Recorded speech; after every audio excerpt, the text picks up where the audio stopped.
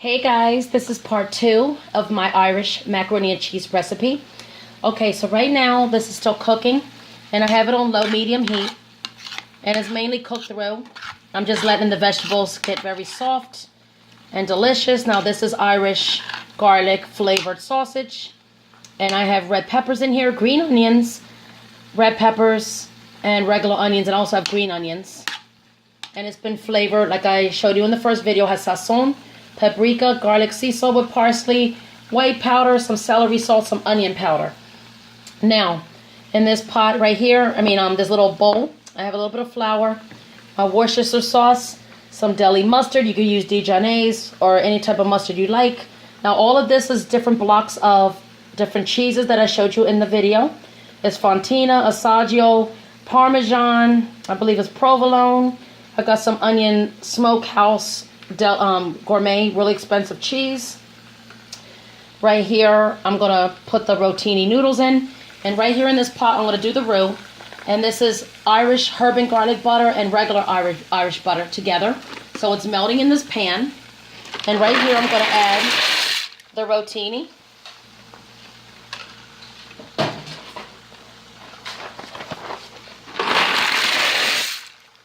And I had to use a big pot for that size because I'm making a huge, gigantic pan of the mac and cheese. With my spin, I was going to add some crunchy onions on the top. And I also could make it homemade because you have to batter it and deep fry it and all that. It just takes too much time. So I went to the store to find the onions and they sold out. So I went back today and I couldn't find it. So I'm just going to make it in the oven without it. And then I'm also going to add the Velveeta mini blocks. I'm going to add a little bit of those. Okay, so right here, I'm going to turn it down just a little bit. You don't want it to burn. So right here I have the garlic herb butter melted, 1 stick. And then a normal thing of Irish butter, 1 stick. Okay? So now the pasta is boiling and cooking. So just keep an eye on it and stir it. Make sure it's al dente. Okay, now the 2 sticks of butter over here are melted. So now to make the roux, I'm just going to add a little tiny bit of flour. Just do a little tiny bit at a time. Sometimes I rush it and it goes too fast, so just make sure you stir it completely through and cook it for a minute or 2 until the flour is broken down. So you don't taste no flour, no weird lumps, any funny stuff like that.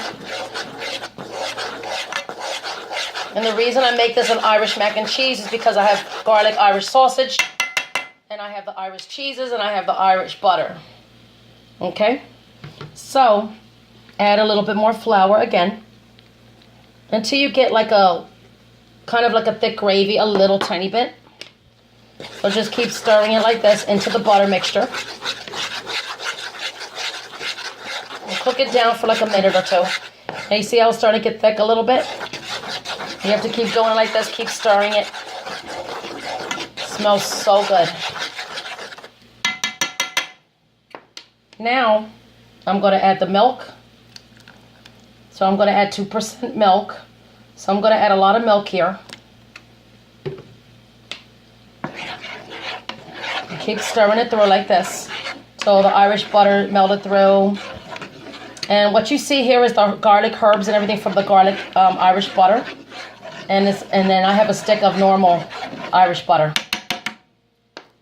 So the next thing I'm going to add to the mixture is some onion powder again. Just for some flavor.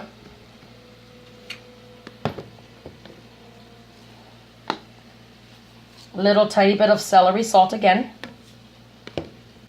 Very little. I'm going to add a little bit of garlic salt with parsley, just a little bit. I'm not going to add the white pepper this time. I'm going to add a little pinch of paprika. I'm going to stir it all up. Now you want to cook this low to medium until it gets kind of thick. But it'll get thicker once I add the cheeses and it melts and everything.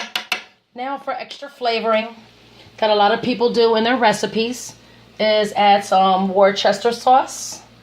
And I love Worcester sauce. So I'm going to open up a bottle of Worcester. Just add a little bit of that to it. Don't put too much, but just put enough, depending on the size of the sauce.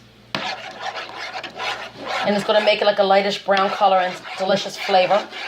So see how it's getting kind of thick now? And super delicious. Next, I'm going to add the deli mustard, which looks like this. And this is from the Dollar Tree. You can add any mustard you like, with horseradish, a spicy, whatever. I'm just going to add just a little bit of that. Very little. And give that a good stir. Make sure it melts, incorporated with the sauce first before you do anything. And it's a beautiful light yellow coloring. Now next, what I'm going to do now is add all this cheese that I shredded up and broken down. So what you want to let this happen is all the cheese to completely melt into the sauce. The Velveeta you could put in there